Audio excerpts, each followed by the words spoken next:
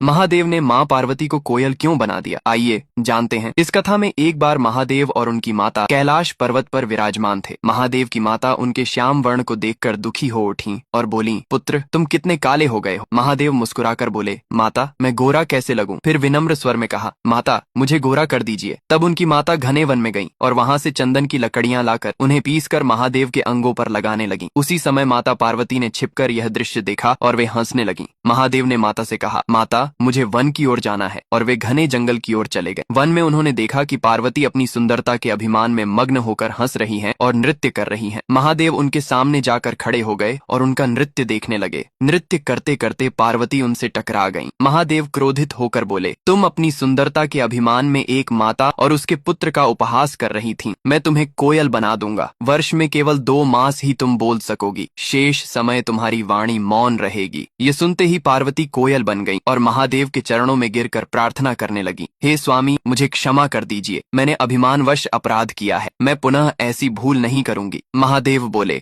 तुम्हें 10 वर्षों तक चंदन के उपवन में रहना होगा। उसके पश्चात मैं तुम्हारी परीक्षा लूंगा। यदि तुम सफल हुई तो तुम्हें अपने साथ ले जाऊंगा। इतना कहकर वे वहां से चले गए। पार्वती कोयल रूप में चंदन के वृक्षों पर भटकती रहीं। अनेक वर्ष बीत गए, 10 वर्ष भी पूर्ण हो गए। वे रोती हुई इधर उधर विचरती रहीं। तभी महादेव बाज का रूप धारण कर चंदन के वृक्ष पर आ बैठे और कोयल को भयभीत करने लगे। कोयल आंसू बहाते हुए उनके चरणों से लिपट गई। वह उड़कर 2 पुष्प लाई और उन्हें बाज के चरणों में अर्पित कर विलाप करने लगी। तभी महादेव अपने वास्तविक स्वरूप में प्रकट हुए और पार्वती को कोयल रूप से मुक्त कर दिया। पार्वती अपने दिव्य रूप में आ गईं। दोनों एक दूसरे को देखकर मुस्कुराए और परस्पर आलिंगन किया। इसके बाद वे साथ साथ कैलाश पर्वत की ओर प्रस्थान कर गए। तभी महादेव और माता पार्वती दोनों मुस्कुराते हुए बोला, जो भी कोई इस कथा को देख रहे हैं उसने लाइक और सब्सक्राइब नहीं किए